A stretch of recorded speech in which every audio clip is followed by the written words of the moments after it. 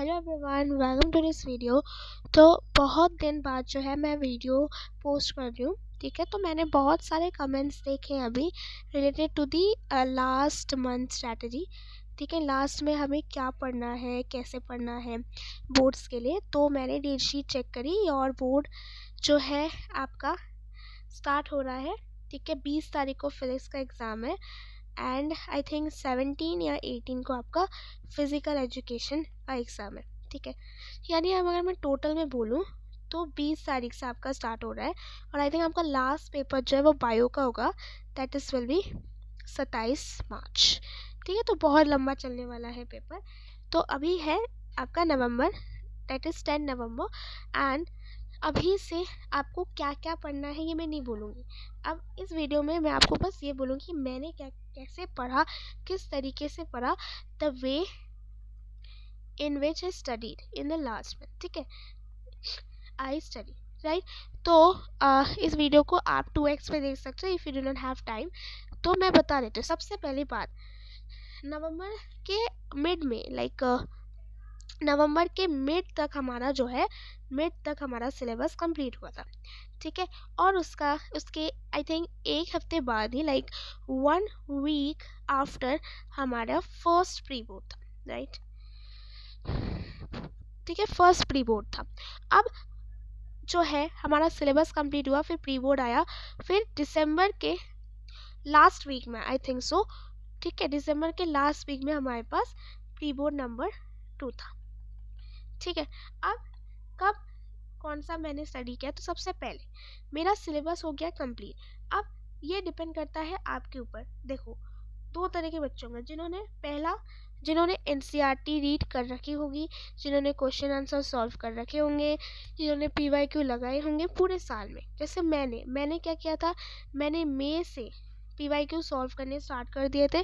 7 साल में NCERT read करी थी, even for the physics and chemistry, bio के लिए तो करना ही है। क्वेश्चंस प्रैक्टिस के, पीवाईक्यू सब कुछ हो गया था। पीवाईक्यू चैप्टर वाइज हुआ था। ठीक है सॉरी, पीवाईक्यू चैप्टर वाइज हुआ था। तो मेरे लिए क्या होगा, मेरे लिए जो है इस टाइप के जो जितने भी स्टूडेंट्स हैं, अगर वो देख रहे हैं तो उनके लिए अभी इस दौरान अगर प्री बोर्ड के लिए प्रिपेयर कर रहे हो तो just you have to revise क्या करना है, कैसे करना है। Revision strategy, I think revision strategy जो है मैंने वीडियो डाल रखी है। फिर भी मैं एक ओवरव्यू बता देती हूँ कि रिविजन स्ट्रैटेजी, रिविजन करना कैसे है। ठीक है, देखो, अगर मैं फिजिक्स की बात करूँ तो फिजिक्स में आपके पास फॉर्मूला होता है, आपके पास डेरिवेशंस होती है। ठीक है, और आपके पास थ्योरी होती है। और अभी जिस टाइप के क्वेश्चंस आ रहे हैं, इवन फॉर नीट के लिए भी, सीयूईटी के लिए भी, बोर्ड के लिए भी, ऑफ कोर्स आपका कंसेप्ट क्लियर होना ज़रूरी है। और ये वाली बात मैंने जो है अपने वीडियोस, बहुत पहले के वीडियोस में बता रखा है कि have to clear the concept. ठीक है, कंसेप्ट अगर कुछ क्लियर नहीं है तो आप कुछ भी पेपर नहीं दे सकते। ठीक है, तो फिजिक्स में ज़्यादा अभी जो क्या ट्रेंड देखा गया है हमारे टाइम 2025 से, बोर्ड, नीट, सीयूईटी सब में कॉन्सेप्चुअल क्वेश्चंस आए हैं। तो इस साल आ भी सकते हैं, तो हमारे पास एक प्रोबेबिलिटी रहती है। तो इसके लिए जिनका ये सब कुछ कंप्लीट है वो क्या करेगा, तो सिर्फ एनसीईआरटी की बुक खोलेगा, और जिसने एनसीईआरटी पढ़ रखी होगी तो उसने हाईलाइट भी करी होगी लाइन बाय लाइन।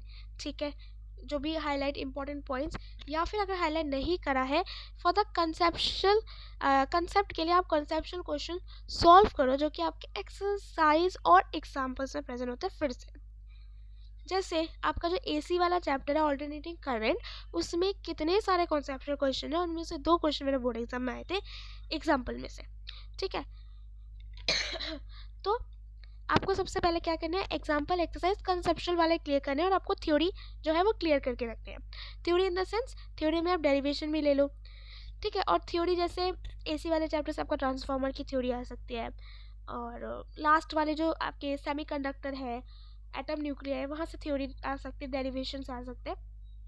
डेरिवेशन ज़्यादा स्टार्टिंग वाले चैप्टर से आएंगे। तो सबसे पहले आपको कंसेप्ट, थ्योरी, डेरिवेशन फटाफट से रिवाइज करना है। रिवाइज का मतलब डेरिवेशन जो तुम्हें याद है उसे बिना देख के लिखना है, जो तुम्हें नहीं याद है उसे देख मतलब ये आपकी कॉपी खुली होगी, उसके साइड में आगे पेज लो, देख के सबसे पहले आप डेरिवेशन लिखो, उसे समझो, याद करो, फिर बिना देख के लिखो, फिर बिना देख के लिखो, यानी 2 बार आपको बिना देख के लिखना है। ठीक है, कंसेप्ट थ्योरी थ्योरी आपको पढ़नी है और समझना है, इस तरीके से समझना है कि आप बोर्ड के लिए प्रिपेयर करें, not for the pre board. और डेरिवेशन आपको करना है, डेरिवेशन मैंने बता दिया। अब आते हैं फॉर्मूला। फॉर्मूला की एक सबसे बढ़िया टेक्निक है रिवाइज करने की, वो होती है फॉर्मूला पहले पढ़ लो, समझ लो क्या क्या टर्म्स है, क्या किस किस के फॉर्मूला है। आपने एक चैप्टर पढ़ा, फिर आप एक पेज लो, उस पेज में सबसे बड़ा बड़ा करके लिखो चैप्टर का नाम और सारे फॉर्मूलेस बिना देख के लिख डालो। और ये सबसे वंडरफुल स्ट्रैटेजी होती है रिवाइज करने के लिए, जो मैंने करी थी। ठीक है, ये भी कर सकते हो, या फिर सारे चैप्टर्स पढ़ने के बाद खुद की फॉर्मूला शीट बना सकते हो बार बार, मतलब हर पेपर के पहले आप बना सकते हो। इस तरीके से रिवीजन करना है, फॉर्मूला बस देख के छोड़ना नहीं, उसे लिखना है। और क्वेश्चंस रिवाइज करने के दौरान कंसेप्चुअल क्वेश्चन एग्जाम्पल एक्सरसाइज से करो, थ्योरी करो, डेरिवेशन रिवाइज मैंने बता दिया कैसे करना है, फॉर्मूला कैसे करना है। अब आते हैं न्यूमेरिकल, सारे एग्जाम्पल एक्सरसाइज के न्यूमेरिकल सॉल्व करो। और अभी रिविजन करने के लिए 2025 के जितने भी न्यूमेरिकल्स आए, फर्स्ट सेकंड जो सेट वाले, थर्ड सेट वाले, जितने भी हैं सारे क्वेश्चन सॉल्व करो। ठीक है, 2025 से, क्योंकि आपने तो देखो आपने पूरा पीवाईक्यू जो है सॉल्व कर रखा है। ठीक है, तो आपके लिए सिर्फ अभी 2025 2024 ले लो, वो भी टफ आया था। और हो सके तो नीट में कौन कौन से एमसीक्यूज आए थे क्लास 12 के, वो एक बार देख लेना फॉर द रिविजन। और आप ये प्री बोर्ड के लिए रिवाइज नहीं कर रहे, ये revising for the board. Same process आपको प्री बोर्ड 2 के लिए भी करना है, अगर आपको प्री बोर्ड 2 होता है, मतलब जो भी पेपर आएगा वो करना है अभी इस दौरान। ठीक है, बस रिवाइज करना है। अब आते हैं नेक्स्ट पे सॉरी, अब आते हैं, मैं केमिस्ट्री के लिए बता रही हूँ। ठीक है, आपने एनसीईआरटी पढ़ रखी है, आपने उसके नोट्स बना रखे हैं, अगर नोट्स नहीं बनाए कोई बात नहीं, मैंने नोट्स दे दिए थे बेसिकली। एनसीईआरटी नोट्स आपने पढ़ रखा है, एनसीईआरटी के सारे क्वेश्चंस जो है आपने कर रखे हैं। तो अभी आपको क्या करना है, अभी आपको थ्योरी, कंसेप्ट और एनसीईआरटी के क्वेश्चन, बस और कुछ नहीं करना। ठीक है, एनसीईआरटी क्वेश्चन यानी एग्जाम्पल एक्सरसाइज सब कुछ करना है, बस इसी को रिपीट मोड में चलाना है। अब हो सके अगर आपके पास टाइम है, ध्यान से सुनना, अगर आपके पास टाइम है तो आप ऑर्गेनिक के लिए दोबारा एनसीईआरटी रीड कर सकते हो। और जब आप एनसीईआरटी रीड करोगे उसके साथ साथ बिना देख के मतलब पहले देख के रिएक्शंस लिखो दूसरे पेज में। ठीक है, फिर एक टॉपिक खत्म हुआ, फिर आप बिना देख के दोबारा से लिखोगे, इस तरीके से आपको रिएक्शंस याद हो जाती है। जैसे जैसे मुझे तो लाइक चैप्टर वाइज जो है, जैसे एल्डिहाइड कीटोन वाला जो चैप्टर था वो मैंने इस तरीके से प्रिपेयर किया था कि मुझे, मतलब अगर चैप्टर का नाम बोल दूँ तो मैं सीरीज़ में बोल देती, रिएक्शन किस सीरीज़ में बुक में दिया हुआ है। मुझे अभी भी थोड़ा थोड़ा याद है कि सबसे पहले आपका एल्डिहाइड कीटोन का फॉर्मेशन दिया था, फिर एल्डिहाइड का दिया था, फिर कीटोन का दिया था। ठीक है, फिर बहुत सारी फिजिकल प्रॉपर्टी, इस तरीके से। देखो ये एक टेक्निक होती है, एकमात्र टेक्निक, जिसमें आपको रिएक्शन भी याद होते हैं और आपको पता भी होता है क्वेश्चन कहाँ से आया है, जिससे कि आप फटाफट से फाइंड कर लो। ठीक है, और इनऑर्गेनिक के लिए ध्यान से सुनना। अब आते हैं इनऑर्गेनिक। इनऑर्गेनिक के लिए अगर पास टाइम है तो एनसीईआरटी रीड करो, नहीं टाइम है तो डायरेक्टली सारे रीजनिंग क्वेश्चंस जितने पॉसिबल हो सके उससे निकालो। ठीक है, अब कैसे निकालोगे, एक तो आपके एनसीईआरटी क्वेश्चंस में दिए हुए हैं, या फिर उस पीडीएफ बुक के पीडीएफ को चैटजीपीटी में डालो, रीजनिंग क्वेश्चन सर्च करो, मिल जाएंगे आपको इजीली से। ये टेक्निक हो गया। अभी क्या करना है, अब फिजिकल के लिए एनसीईआरटी रीड मत करो। अगर आपने एनसीईआरटी में इंपॉर्टेंट लाइंस हाईलाइट कर रखा है देन इट्स ओके, वो पढ़ो। नहीं तो मैंने आपको इंपॉर्टेंट लाइंस का भी पीडीएफ दे रखा है चैनल पे, वो देख लेना। ठीक है, और उसके साथ साथ आपको सारे फॉर्मूले याद करने हैं उसी पैटर्न में जैसे आपने फिजिक्स में करना है। ठीक है, और उसके साथ साथ एनसीईआरटी के क्वेश्चंस करने हैं। ठीक है, सिर्फ केमिस्ट्री के लिए इतना ज़रूरी है, क्योंकि केमिस्ट्री में कुछ ज़्यादा हाई लेवल, मतलब कुछ बुक से तो बाहर आता ही नहीं है, बुक से ही जो आएगा आएगा, तो बुक के सारे क्वेश्चंस करने होने चाहिए, टफ भी करना है। ठीक है, अब आते हैं बायो के लिए। बायो में बहुत बच्चों का अभी तक चैप्टर ही कंप्लीट नहीं हुआ है, तो one and only solution, don't go for, अच्छा हाँ, फिजिक्स केमिस्ट्री बायो कुछ भी हो, कोई भी चैप्टर आपका बचा हुआ है, सीधा वन शॉट देखो उसका, ख़त्म करो चैप्टर, क्योंकि अभी टाइम नहीं है, सारे लेक्चर्स देखो फिर करोगे। ठीक है, मैंने क्या किया था, मैंने वन शॉट लिखा था बायो में भी। अगर मैंने लेक्चर्स देखे होंगे जो मैंने लिए थे, तो मैंने स्टार्टिंग के सिर्फ 4 चैप्टर्स के देखे थे, फिर मैंने PW के 1 शॉट देख लेते। अब वहीं से भी 1 शॉट देख सकते हो। 1 शॉट देखने के बाद जो आप नोट्स बनाओगे उसे ज़रूर पढ़ लेना वीडियो के बाद, ठीक है। ये देखो, सबसे पहला काम आपको बायो में ये करना है जो चैप्टर नहीं हुए हैं। फिर उस चैप्टर का आपको एनसीईआरटी रीड करनी है। अब कुछ ऐसे चैप्टर्स हैं जिनकी एनसीईआरटी समझ में नहीं आती पहली बार, जैसे बहुत ही इंटरेस्टिंग ही बोलेंगे, मेरे लिए इंटरेस्टिंग था इवोल्यूशन, ठीक है, मॉलिक्यूलर बेसिस ऑफ इनहेरिटेंस, ठीक है, और एक और है प्रिंसिपल ऑफ, और एक और आई थिंक कौन सा चैप्टर था, हाँ यही था। इसकी जो एनसीईआरटी समझ, इसकी इवोल्यूशन की एनसीईआरटी समझने में बहुत दिक्कत आती थी। तो जो भी चैप्टर एनसीईआरटी समझने में आपको दिक्कत आ रही है, तो उसके लिए पहले क्या करो, 1 शॉट देखने से पहले NCERT line by line series देख लो, ठीक है, क्योंकि एनसीईआरटी के लाइन से क्वेश्चन आते हैं, even in NEET, even in CUET, even in board. तो NCERT line by line series देख लो, उससे अगर आपको पूरा चैप्टर समझ में आ जाता है then it's no needed to do 1 shot, ठीक है। लेकिन अगर नहीं आता तो 1 शॉट देख लो, ठीक है। और अगर आपका सारा चैप्टर कंप्लीट है देन मैं जो करती थी, ठीक है, ये तो मैं जो आपको बता रही हूँ जो पूरा कैसे करना है वो मेरा ही टेक्निक है सारा। बायो के लिए I just read NCERT book only. मैं सिर्फ एनसीईआरटी बुक पढ़ती थी, मेरे नोट्स अच्छे नहीं थे, मैं सिर्फ एनसीईआरटी बुक पढ़ती थी, बार बार मुझे रट चुका था एनसीईआरटी बुक, ठीक है। तो एनसीईआरटी बुक पढ़ो, ध्यान से पढ़ो, ठीक है। और पढ़ के आपके उसके बैक एक्सरसाइज के क्वेश्चन करना है करो, ना करना है ना करो, लेकिन उसके जो यहाँ पे उसके जो PYQs है, PYQ में से 2025 के कर लेना। PYQs करना है तो आप कर सकते हो, नहीं तो सिर्फ एनसीईआरटी बुक पढ़ लेना और इम्पोर्टेंट क्वेश्चंस जो आपके इंटरनेट पे मिलते हैं वो देख लेना, या फिर PYQ, ठीक है। PYQ इज एनफ बायो के लिए, ठीक है। अब आते हैं इंग्लिश। अब ये सारी चीज़ें आपको क्या करनी है, अभी करनी है। प्री बोर्ड आए, प्री बोर्ड 1 है 2 है, इससे पहले आपको यही प्रोसेस रिवाइज करना है, और इस तरीके से रिवाइज करना है जिससे कि आपका बोर्ड के लिए भी प्रिपेयर हो। फॉर इंग्लिश, अब इंग्लिश में आपके 2 पार्ट होते हैं, ठीक है। सॉरी, इंग्लिश में आपके 2 पार्ट होंगे, literature and your writing. Reading तो लाइक प्रैक्टिस की ज़रूरत पड़ती है रीडिंग की, बट जब आप प्री बोर्ड्स के लिए प्रिपेयर कर रहे हो, ठीक है, तब रीडिंग को हम बाद में देखेंगे, ठीक है। सबसे पहले इनको देख लेते हैं। अब लिटरेचर में क्या करना है, एनसीईआरटी बुक पढ़नी है बार बार।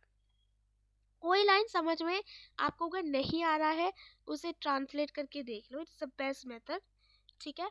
और एनसीईआरटी बुक के सारे चैप्टर्स बार बार रीड करने हैं, कैरेक्टर्स के नाम याद करने हैं, ठीक है। इसके सारे जितने भी आपके क्वेश्चंस दिए हुए हैं बुक में सारे करने हैं, ठीक है। क्वेश्चन दिए हुए बुक में सारे करने हैं, और उसके बाद आपको PYQ करना है। PYQ इस वे में करो कि सारे चैप्टर्स पढ़ लो एक बार में, फिर आप ईयर वाइज PYQ देखो, जैसे 2025 का, 2024 का, इस प्रकार से। चैप्टर वाइज मत देखो, उसमें टाइम लगता है। राइटिंग में क्या है, राइटिंग में आपका जो है पहली चीज़ उसके लिए चाहिए होती है प्रैक्टिस, लेकिन प्रैक्टिस से पहले चाहिए होती है फॉर्मेट पता होना चाहिए। तो जब आप लिटरेचर खत्म हो जाए, राइटिंग का पहले फॉर्मेट बिना देख के लिखो, पहले पढ़ो फिर बिना देख के लिखो, जैसे फिजिक्स केमिस्ट्री में फॉर्मूला बिना देख के लिखते थे। और प्रैक्टिस करो क्वेश्चन भी कहाँ से, आपको PYQ से ही करने हैं। ये हो गया रिविजन, ठीक है। अब ये किन के लिए था, जिन्होंने पूरा सारा चैप्टर वगैरह सबका सिलेबस कंप्लीट है, लेकिन जिनका अभी तक सिलेबस कंप्लीट नहीं है उनके लिए पहले सिलेबस कंप्लीट करना है, ठीक है। सिलेबस कंप्लीट, अभी टाइम नहीं है लेक्चर्स देखने का, because it's your November, we have only December and January, आपके फरवरी से पेपर स्टार्ट, तो आपके पास सिर्फ 3 महीने ही है। तो for this you have to complete your syllabus. उसके लिए आप 1 शॉट देखो for physics and chemistry. Bio के लिए मैंने बता दिया, या तो 1 शॉट या फिर एनसीईआरटी लाइन बाय लाइन, ठीक है। इंग्लिश के लिए भी 1 शॉट देखना है। 1 शॉट देखने के बाद फटाफट से उसके सारे PYQs लगा दो इम्पोर्टेंट, मतलब 2025, 24, 23, 22 का इम्पोर्टेंट नहीं है, 19 और 18 ये लगा दो, इंपॉर्टेंट, ठीक है, इसमें रिपीट हो जाता है। 25 का ज़रूर लगाना फॉर द फिजिक्स, क्योंकि फिजिक्स का पेपर टफ आया था इस साल, ठीक है। तो ये हो गया कि सिलेबस अभी क्या करना है। अब लास्ट महीने में मतलब लाइक अभी तो नवंबर चले, तो नवंबर दिसंबर सिर्फ आपको स्टडी पढ़ाई करनी है, रिवीजन करना है। अब आती है बात रिटन प्रैक्टिस की, राइटिंग की, आंसर राइटिंग। मैंने आंसर राइटिंग केमिस्ट्री का आई थिंक नहीं अपलोड किया था, बट मैंने फिजिक्स इंग्लिश का कर दिया था आंसर राइटिंग, ठीक है। तो राइटिंग के लिए क्या करना है, अभी जब आप रिवाइज कर रहे हो तो जो भी पढ़ रहे हो, जैसे केमिस्ट्री पढ़ रहे हो तो उसे लाइक एक पेज लो, खाली सा पेज लो या फिर रफ कॉपी लो, उसमें लिख लिख के पढ़ो। और सैम्पल पेपर कब लगाना है, ये भी बड़ा क्वेश्चन आता है। अगर अभी आपके सारे पूरा सिलेबस कंप्लीट है या फिर 80% सिलेबस भी कंप्लीट है तो अभी आप सैम्पल पेपर लगाओ। लेकिन सैम्पल पेपर सिर्फ देखने और देखकर ये बात ये आता है, ठीक है, फिर दूसरा क्वेश्चन देखा ये आता है, नहीं आता, फिर करते, ऐसा नहीं करना। सैम्पल पेपर में आपको टाइम लगा के सैम्पल पेपर सॉल्व करना है। 2 घंटा 30 मिनट लगाओ, ठीक है, और अच्छे से लिख लिख के प्रैक्टिस करो। अब मैंने आपको आई थिंक बोला था कि आप इस तरह के शीट्स खरीद सकते हो जो बोर्ड एग्जाम में मिलते हैं। और एक आई थिंक किसी ने कमेंट किया था कि लिंक प्रोवाइड करने के लिए, तो वो एक एक्चुअली में प्रमोशन हो जाता है, इसलिए मैंने नहीं किया। आप डायरेक्टली अमेजोन या फ्लिपकार्ट में लिखोगे बोर्ड एग्जाम शीट, आपको मिल जाएगा। सस्ता वाला खरीद लेना, महंगा मत खरीदना, ठीक है, सस्ता वाला खरीद लेना, ज़्यादा खरीद लेना, क्योंकि आपको लिखने की भी तो मतलब बहुत सारे आपको चीज़ें लिखनी होगी ऑब्वियसली सैम्पल पेपर से, ठीक है। तो अभी आपको ये करना है।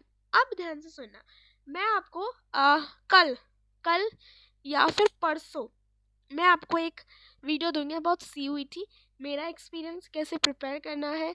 और एक और बार फिर से मैं आपको CUET के बारे में एकदम क्लियर कर दूंगी, ठीक है। साथ साथ में मैं आपको कोर्स के बारे में बता दूंगी कि अगर आप जूलॉजी ऑनर्स लेना चाहते हो क्या नहीं, ठीक है। So thank you everyone.